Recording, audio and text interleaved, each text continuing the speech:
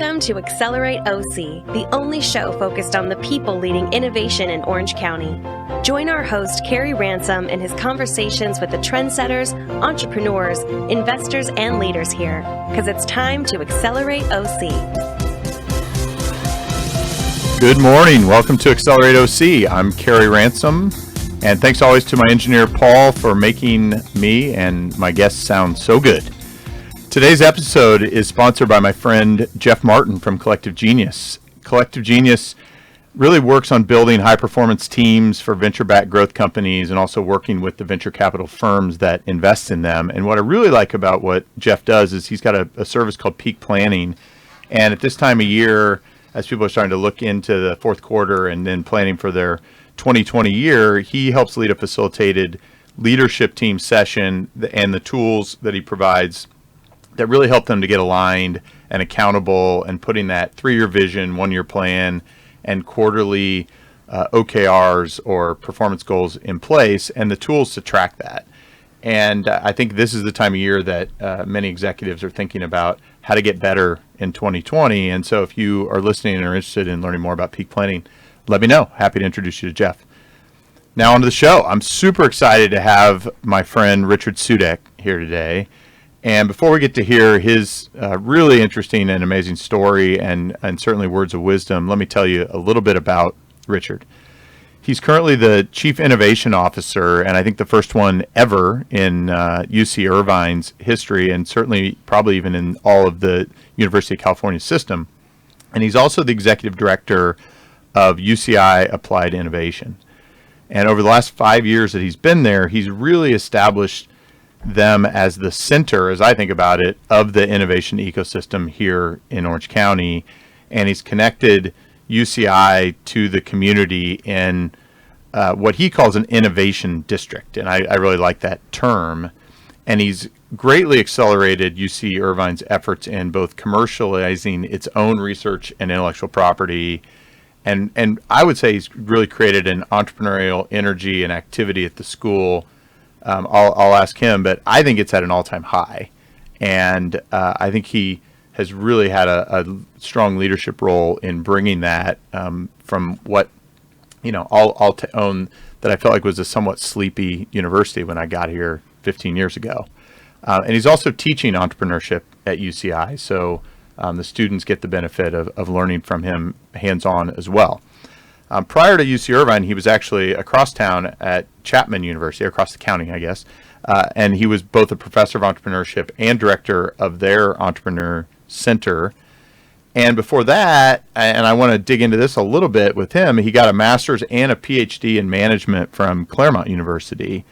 He's also formerly the chairman of Tech Coast Angels here. He's made a bunch of angel investments. And before all that, he was a successful entrepreneur as CEO of a company called Natick Computer Systems. So he's had a really interesting career, gone from being the practitioner to working with other entrepreneurs to now teaching and really leading a university's efforts. He's really an example of what I would call a key stimulator of the innovation activity here in Orange County. Richard, so great to have you here. I'm so glad to be here, and I appreciate everything you're doing for the entrepreneurial ecosystem, not only this show, but I'm familiar with other activities that you're working on to really help connect entrepreneurs and stimulate entrepreneurship in Orange County. So thank you for what you're doing. Well, I think all I can do is do a little bit, lead by example, and I appreciate and definitely draw inspiration from folks like you that are doing this day in and day out. So let's get to the starting line. Introduce the audience. I think the term applied innovation and the Cove are known somewhat in the community, but there's always good room for clarification. So how did it get started, and where are you today? So it got started a little over 5 years ago, where the leadership of the school and really Don Beal, who was ex-CEO of Rockwell, was pushing leadership and what we can do at UCI to stimulate entrepreneurship and stimulate more translation of the research off the campus into the business world. And so they decided to form this institute about 5 years ago, and they recruited me for this. Initially, I said I wasn't interested because anything over 100 people is the federal government to me as a bootstrap entrepreneur. But they were convincing. Howard Gilman, who was provost but chancellor now, and Don Beal were very convincing that they would allow me to build something for the community. And that's really the only reason that I left what I was doing, because I enjoyed Chapman, enjoyed teaching there, etc. But really being given the resources and the opportunity to do something significant in the community, I could not pass up. Sure. When I sold my company back in '99, my personal mission shifted to give back. And I thought of doing that through teaching and being involved with student entrepreneurs. But I realized that maybe something bigger for me to do would be build something for the community. And that's really the root of Beal Applied Innovation. So our vision is to help make Orange County globally recognized. And what's important about that, globally recognized for scalable innovation, what's important about that is most universities set this up focused inside or internally. This is actually built for the community first. So we are really trying to create a center of gravity for entrepreneurship in Orange County, stimulate entrepreneurship in Orange County, connect entrepreneurs to investors, etc. So although we do a lot of things for the campus and for the students and faculty, a lot of those things relate to entrepreneurship, but also translation and tech transfer and those kind of things, what we really want to do is stimulate and really inject a lot more energy into this ecosystem here.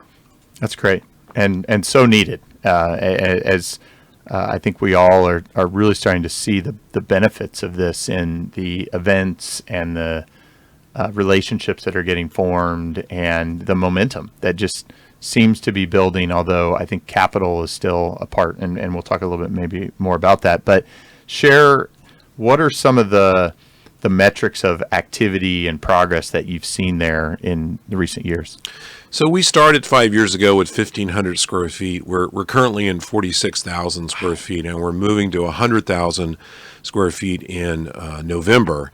And that really will be a showcase for entrepreneurship here in Orange County. To give you some numbers, we had over 50,000 people through the building last year, and over 90% of those non-UCI. So again, the focus is to create a center of gravity here in Orange County. We had over 600 events. We have multiple angel groups and venture capital firms that are in the building. One of the models we decided to pursue was to actually bring the ecosystem inside the building. So we have different industry associations, different investor groups, angel groups, and VC groups, and other organizations that are key to helping build and accelerate the ecosystem. So the idea is to have a first-class place for events, and have events that are mostly focused on entrepreneurs. There are events for investors and others in the ecosystem. But again, the idea is for a center of gravity. As you know, Orange County is made up of 34 cities, and there's really no center like there is downtown San Francisco in the Bay Area, etc. And so what we're trying to create is that center of gravity. That's awesome. Well, certainly moving from 1,500 to 100,000 square feet starts to create a little bit more of a center. So as you think about that new facility, which is right over by UC Irvine in University Research Park, down the street from where you are today, what's so unique, or I guess give us a sense of what is going to comprise that 100,000 square feet roughly, because that's a lot of space. There aren't many companies here in Orange County with that much space. So as a typical entrepreneur, I sort of built the plane while we were flying. And as we built our initial facility, we expanded outside the building, and now we're moving to our own building, which is 3 stories. And so we have a better idea of what we need. And one of the things we did is we stepped up our event space. So our current space holds about 200. Our new space will hold over 300, but it will also have a much larger screening room for investors, breakout rooms that we can change with accordion walls, so we can have mini conferences there. It's really designed to handle much more flow of events. We currently have 45 startups in the building. We think that will grow to over 100 here in the new building. We have 17,000 square feet of wet labs that will be open to the public. The Beal Family Foundation set up a nonprofit to set up these wet labs. That's amazing. As you probably know, we have over 450 medical device companies in Orange County, but no wet labs available to rent for entrepreneurs. And so that was one of the things that we wanted to solve for the ecosystem. And so we think that's an important step, at least for the life science startup ecosystem.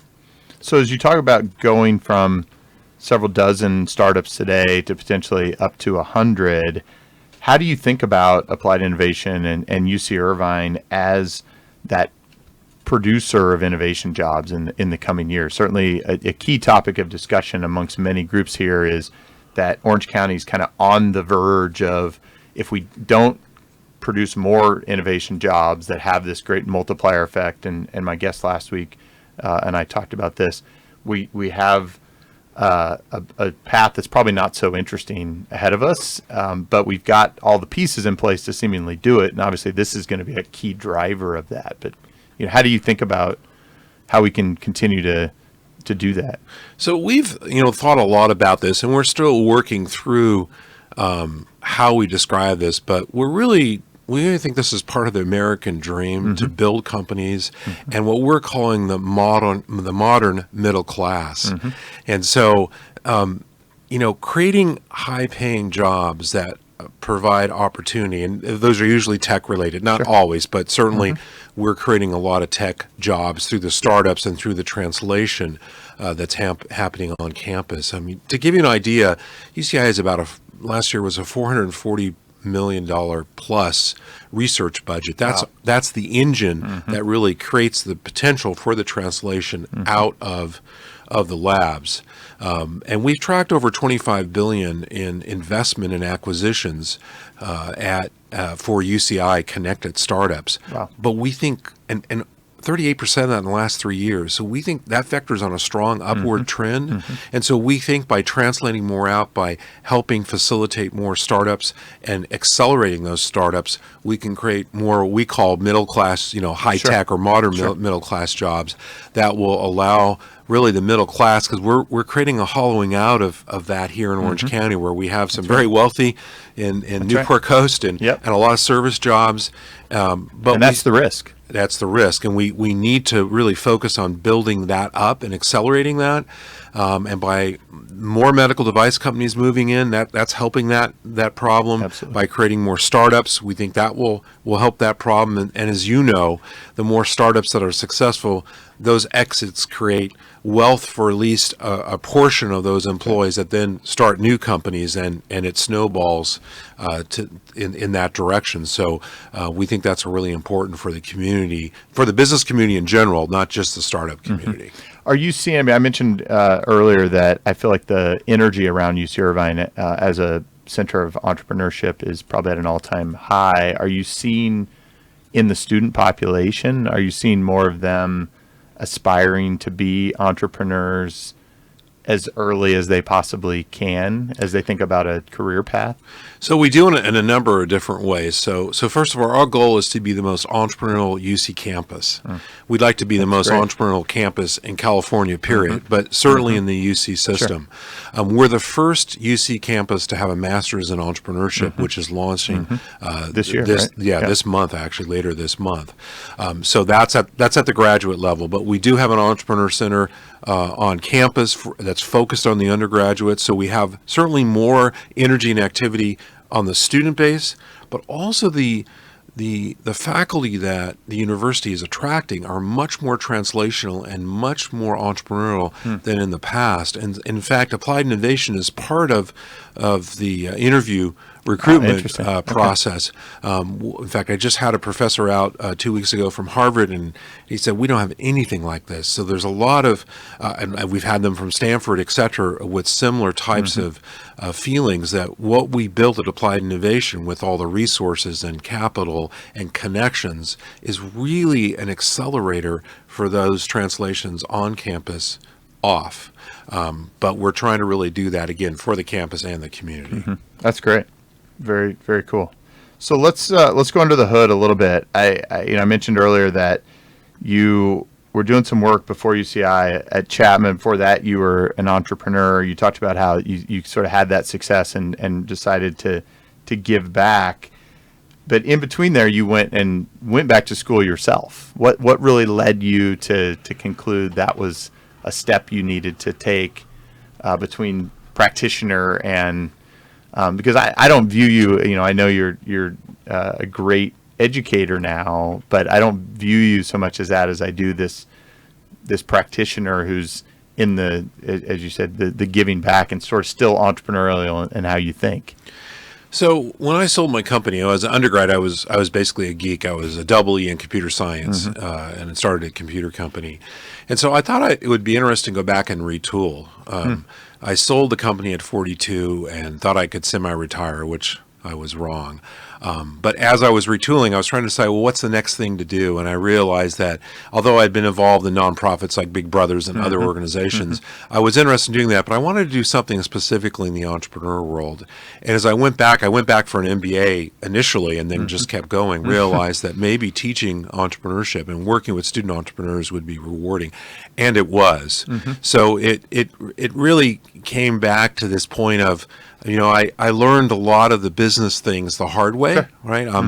In fact, I did a TEDx talk on failure because I'm an expert in failure. I use credit cards to make payroll. I hired too quickly. I fired too slowly. I made all those mistakes because I never had a business class, and there were no entrepreneurial classes when I went to school. So we had to figure that out. And I really wanted to help young entrepreneurs not keep making the same mistakes that most of us do. Not that we're not trying to avoid mistakes, but the ones that every entrepreneur makes over and over. Maybe we could help them avoid some of those and work on new mistakes, right? And new experiments and that type of thing. So I was just really interested in trying to help those who would be starting because I felt it's pretty a lonely job when you start a company. Absolutely. And fortunately, I had some mentors that really helped me. And so the idea was to build this ecosystem and these mentors and all these resources so that the younger entrepreneurs, really any age, but certainly the younger ones, would have resources to get help for. Yeah, that's huge. And a big part of the work that I tend to do when I'm not on here is trying to share all those mistakes, all those failures with others to hope they don't repeat them or help people try not to have to reinvent the wheel because I think at least what I've seen from all the companies that I've been a part of is there are usually only a handful of decisions that really matter in driving the true value forward and the success of the business. And there are a bunch of decisions that have to be made, but the ones that matter are the ones that really need to be focused on. And so how to help people distinguish between those is pretty important. And I'm sure part of what you teach in your class. So, but I think you've hit on something. You have really focused on paying it forward. And I think in Orange County, in the past, we've been more transactional than pay it forward. Absolutely. And that's one of the missing ingredients that Orange County or Southern California has had, at least in the past. I'm not saying so much anymore. But research shows that entrepreneurs are very likely to give back and mentor, et cetera. However, in Orange County, we haven't had sort of the organizations for that to mechanize that in an orderly way. And so I would encourage all entrepreneurs to help pay it forward and get involved with what you're doing with Applied Innovation, with the other organizations and activities around that, because that really is one of the most important things we can do to accelerate this ecosystem in my mind. That's right. And Orange County isn't in any way, shape, or form really what it was 30, 40 years ago, right? I mean, you have such different diversity of the population. You've had significant amounts of immigration and growth, and I call it this mesh that we have to keep investing in between all these different industries that are here, which is actually a strength in that we have such diversity, all these different experts globally in their various fields, and then these socioeconomic or other age even strata that we need to better interweave together. And so to me, paying it forward is about, in many cases, just being open-minded to the ideas could come from anywhere for innovation. And we need to have a big tent that's super inclusive and just keep encouraging more and more people to come in underneath it and Absolutely. give them the benefit of the doubt or something. And that's one of the significant advantages we actually have over the Valley, is the Valley has done a horrible job investing in women and minorities. And although real estate is expensive in Orange County, it's still much cheaper than the Valley. And it's a much better place, quite frankly, to raise a family. One because of cost, but also environment and other things, quality of life. And I really think that's an advantage we have because we have a pretty diverse population. If we look at Southern California, especially, certainly Orange County, but from the entertainment industry to aerospace to fintech to cyber to gaming to medical devices, etc. We have a diversity of technologies here, but we also have a pretty diverse population, and I think that is the next generation of entrepreneurship, and that we're well poised to take advantage of that, although we still have a lot of work to do, but we do have what I would consider the sort of foundational ingredients to building an incredible ecosystem here in Southern California in general. Absolutely. And I really look at Southern California. I'm focused on Orange County, but rather than look at LA and San Diego as competitors, we need to look at this as a massive, robust ecosystem. And what I'm interested in is entrepreneurs that stay in Southern California. I don't want them to go up to the Valley, but I'd much rather have them go to LA and San Diego than go to the Valley, because they'll sort of recycle around here. So the more we connect actually those ecosystems to what we're doing, and we're in the center of it all here in Orange County, I think is an advantage, because we have those ecosystems on each side of us, which other areas don't have that robust of an ecosystem next to them. Oh, absolutely. Yes. And I think one of the best stories I've heard, one of the early guests on my show, when he recruits talent from outside the area, they'll literally drive them around Orange County and say, what kind of life do you want? Because you can have any type of life here that you could possibly want. Is it coastal? Is it somewhat urban? What's the sort of lifestyle you're thinking about? And I think that diversity as well is really compelling for how we can continue to keep. And most of us, as you get here for a while, you get comfortable and you go, hey, it's a great place to live, but you don't appreciate just how amazing it is. It's really one of the few places where you can surf in the morning, go work at SpaceX or at Blizzard in gaming, and then ski on the weekends here a couple hours away. And that quality of life will win out eventually. Oh, for sure. Yeah. I totally agree. So you talked a little bit about, getting people to feel like they should be paying it forward. And I think paying it forward as they're going, as opposed to thinking I'm going to do this one thing and it's more of a serial. And that's a big thing that I believe in. But, I came here, I have a degree from another UC school, but saw UC Irvine right here in my backyard and said, hey, I want to figure out how I can get involved. For those of us that don't have those clear ties to UCI, how do you encourage others in the community to really get involved with applied innovation or even with UCI? So one thing was, at first I get on our mail list. So go to innovation.uci.edu, and on our webpage there was a link to sign up and to start to understand some of the events. And we have from what I would consider serious events to not as serious events, but all designed to create collisions between entrepreneurs and investors. One of my favorite words.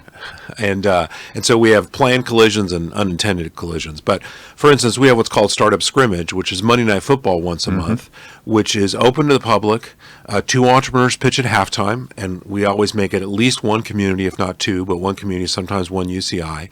We've had investors actually write checks based on those pitches. So it's one other avenue to connect entrepreneurs, successful and young and new, etc., and investors. And there's a lot of other events that we have. Join Tech Coast Angels. Join one of the angel groups. We have seed funds at the Cove that focus on investing in Orange County and Southern California, not on UCI startups. So there's a lot of avenues if you're an investor to get involved. There's a lot of events to come attend that you can get connected to entrepreneurs. We also have an SBDC, which I want to mention, which is funded by the SBA. And these are successful business people who are also investors who provide free consulting to entrepreneurs in the community. In fact, they've booked over 1,200 hours the first 6 months of this calendar year, and had about $100 million economic impact. And so that's available, open to any entrepreneur in the community. It's funded by the SBA, partly by the SBA and the state of California. But we have lots of things to help you, whether you're an entrepreneur or connect you if you're an investor. That's great. So as you think about, you've been at UCI now for 5 years. You were at Chapman previously, and I talk about this mesh that I think we need to continue to build in. What do you feel like now with applied innovation, anything you see as a gap in the community you can largely fill, or are there other things that you think should be forming here that we should be trying to call people to go put together to just keep building all the building blocks that we need? So I think we're in the very beginning. Yes. So we're happy and proud of some things that Sure. we've done, but we're at the very beginning steps of really building out an ecosystem. One of the things I'm working on now is lifting up a life science early stage fund so that the life science entrepreneurs can get funded by that early stage money. We have over 100 VC partners now that Luis Vasquez manages, and Luis is here to make connections between entrepreneurs and any VC. We take no fees, no equity, no stock.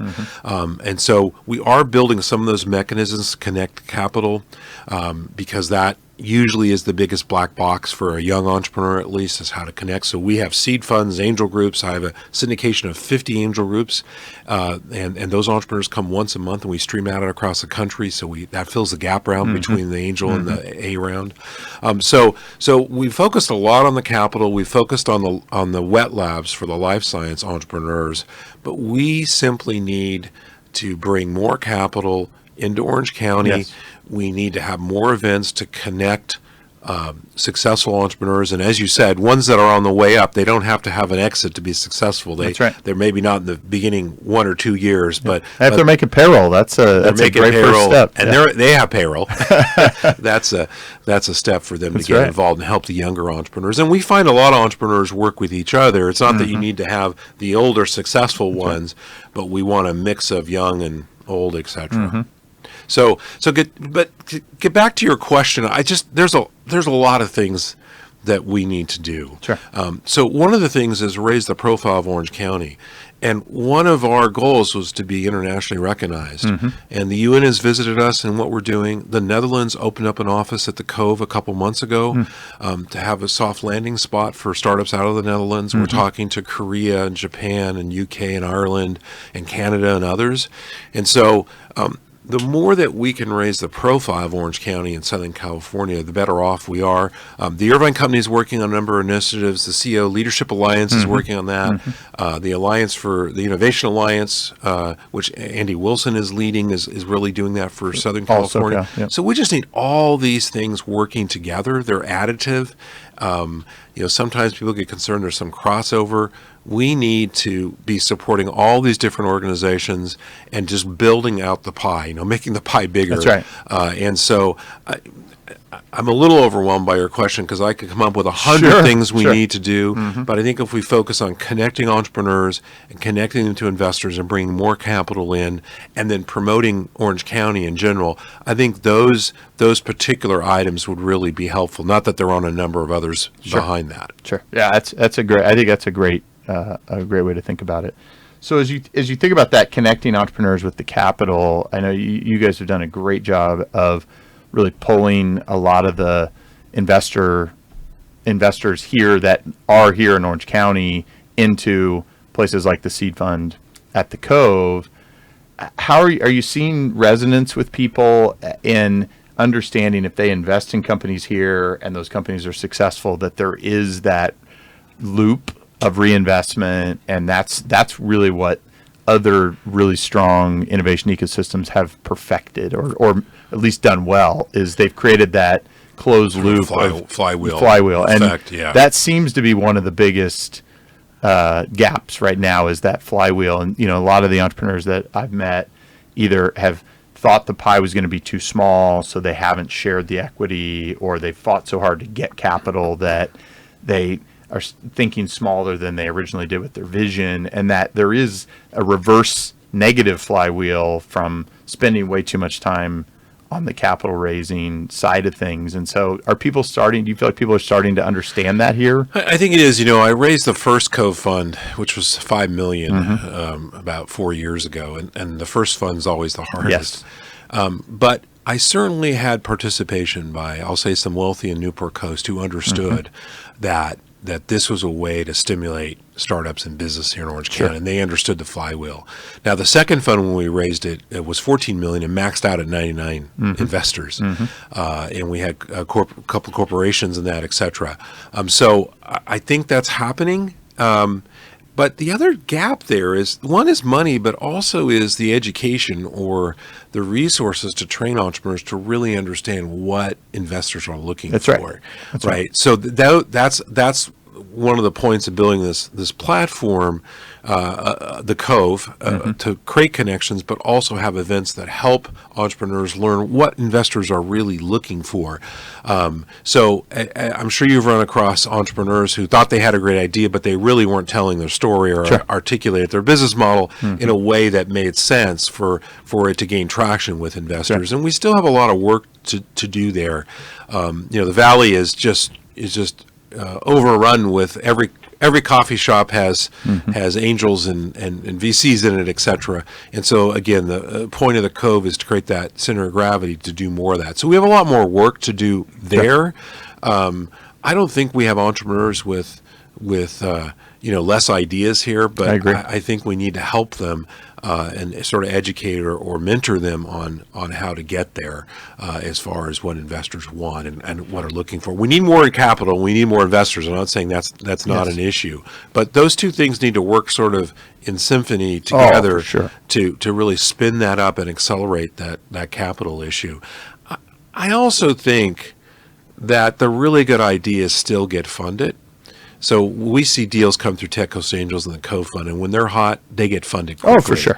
Right. So a really good deal is going to get funded. It's just the weaker deals need some help. Yeah, and often, my perspective is that especially at those early stages, being able to, you can probably pick the 1%, but there's another 10 to 20% that are really hard to identify. And part of what I believe is that if my contribution to this, everybody has their various gifts and talents. If my contribution is just capital, I may be a little nervous that giving this person who's raw some capital and that's it, so that's all I can contribute, is pretty risky. But if they feel like the pieces are in place of they're going to get mentorship, they're going to get guidance, they're going to be able to have a team that can help them execute on this with the capital, now I start to maybe think a little bit differently, that the chance of success is probably higher. And that to me is when the ecosystem is really working, or the community is really working well together, people are bringing their unique gifts around this. And so, my last question, because Paul's giving me the sign over here, I talk a lot on here about if we're really as a community focused on helping Orange County raise its profile, have successes, then I look at it just in general and say we should be unfairly advantaging entrepreneurs who are committed to starting it here, building it here, growing it here. How do you see applied innovation being part of that? Or how do we inspire more people to think let's create unfair advantage for these folks that are willing to really stick their neck out and go, which in some respects is capital, but it's also just the support. It's the time and energy of a community around that. I think that's happening. But the problem is it's slow. So, someone like a Jeff Curl, he had the street cred with the VCs to build it here and built it here, right? That's right. And Palmer is doing the same thing on his new company. And so, unfortunately, it takes some time for those successful entrepreneurs to either move back, and some are able to stay, but the more that stay here, the more that reinvest in Orange County, or at least Southern California, the greater we can fix that problem. So I think what applied innovation can do is simply, be the platform for connections. I mean, one of the things misunderstood about the Cove and applied innovation is we're not trying to provide all these services and do all these things for the community. We do provide some services, but what we are is a platform for connections. And we don't incubate outside entrepreneurs, for instance. We have outside incubators in our building. Sure. So the idea is to really be a platform for connections. So the quicker we can make the connection, and the more we can educate the entrepreneur, and the more we can get the Jeff Curls and the Palmers to start their next one here, because it's just Stance is will create a number of millionaires there, right? That's right. Some percentage of that. In fact, I And believe who would have thought in socks and underwear that you could build such a great business? But it's amazing. But what they've done is amazing. I take my class out there, and the culture that John and Jeff have built is really amazing, and they really understand how to build that culture. And so we just need more employees to see that, and then they will step up hopefully the next time. So I don't have a quick answer for that. I think there's a lot of hard work ahead of us in building this ecosystem and making the connections. And the more successful entrepreneurs need to step up, and they need to mentor. They need to invest in funds. They need to be an angel, etc., so that we can accelerate that process. Yeah, it goes that pay it forward, right? Exactly. It's the maybe taking more of an abundance mindset and a benefit of the doubt. If you're as committed to Orange County as I am, then I want to help you, right? If we can have more people that really orient that way, I think absolutely we'll see that. So, final lap here at Accelerate OC. I always ask my guests. You've shared a lot of wisdom and advice already, but I always want that parting word of advice or key lesson that you've learned that you want to share with other entrepreneurs here in Orange County. You've been a successful entrepreneur in many different facets now, especially with this amazing growth from 1,500 square feet to 100,000 square feet. And I'm so excited to get the tour of the new Applied Innovation building here in the next couple of months. What's the thing you'd love to leave the audience with this morning? Well, I guess I would focus back to a TEDx talk I did on failure. So I think as an entrepreneur, there's some myths with entrepreneurship. One is big risk takers. Actually, entrepreneurs are calculated risk takers, but they have a high tolerance for ambiguity. They don't know where they're going to get payroll. They don't know if the product's going to ship.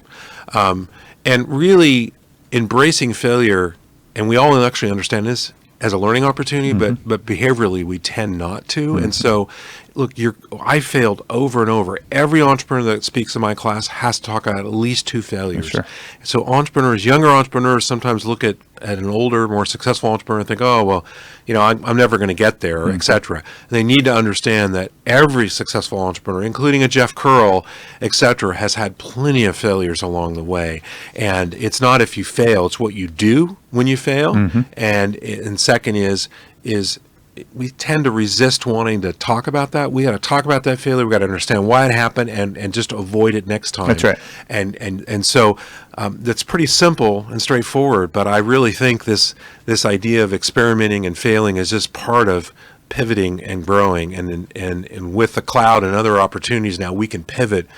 Much like we were unable to long ago, like in the late 90s, we used to have to build server farms. Now we just turn on the cloud and turn on processors, and so it really enables us to have small failures and learn and get to the best customer solution as fast as possible. That's great. Well, Richard, thank you so much for taking us along on the ride today, sharing all your experiences and work in your career and at UC Irvine. And thanks also for leading by example in our community, showing up, serving others, being that platform to enable so much activity here as well. You're definitely doing your part to accelerate OC. Well, thank you for what you're doing, and I'm honored to be on the show, and I appreciate this show to help get more entrepreneurs connected. So thank you for everything you do for the ecosystem. Thanks.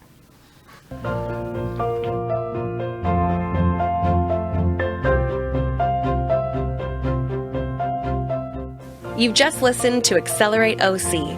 Join our live recordings every Tuesday morning at accelerateoc.com or listen, like, and share anytime from your favorite podcast spot. Let's accelerate OC together.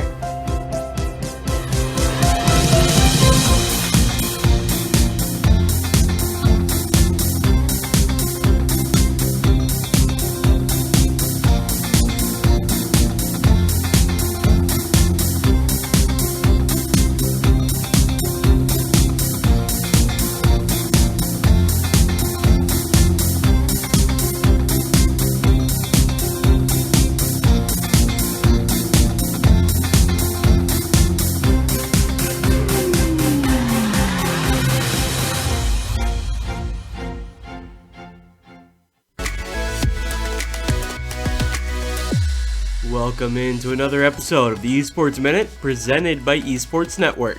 I'm Mitch Reams. Today we are offering a preview of the Fortnite World Cup. One of the largest esports tournaments of all time kicks off in New York City this weekend, July 26th through the 28th. 4 events will be held at Arthur Ashe Stadium, the home of tennis's US Open. Friday will feature the Creative World Cup at 1 p.m. Eastern Time, where qualifiers will compete in a variety of user-created minigames. Next up is the Fortnite Pro-Am, where celebrities will compete alongside top Fortnite players at 4 p.m. Eastern Time. But on Saturday, the real competitions begin. The Duos Final is slated for 1 p.m. Eastern Time, and the 50 duos from around the world who qualified will take the stage and immediately earn $50,000. The first place prize, $3 million split between the 2 players. Then on Sunday, the Solos competition takes place with the same prize pool structure. In all, $30 million will be awarded over the course of the event. If you want a more in-depth look at the Fortnite World Cup and Fortnite esports in general, check out the Esports Network podcast feed. I brought on my friend and renowned Fortnite writer Amanda Zalauskis. For Fortnite Intel, she has produced well over 300 articles about the game, and we talked for over an hour about the wild last year of Fortnite esports, some of the inherent issues with Battle Royale esports in general, and who to watch out for at the Fortnite World Cup. Again, you can find that podcast on the Esports Network podcast feed, and the Esports Minute will be back on Friday with another daily dose of esports news.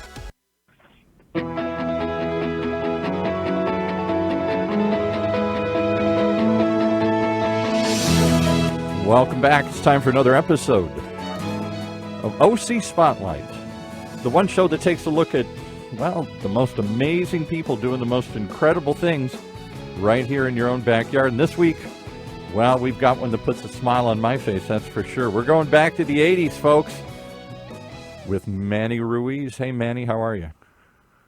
Good. Thank you for having me on the show. You don't sound old enough to remember the 80s. I was there. I lived the 80s. I'm in my mid-60s now. I was born in 56, so when 80 came around, I was 24 and ready to take on the world here.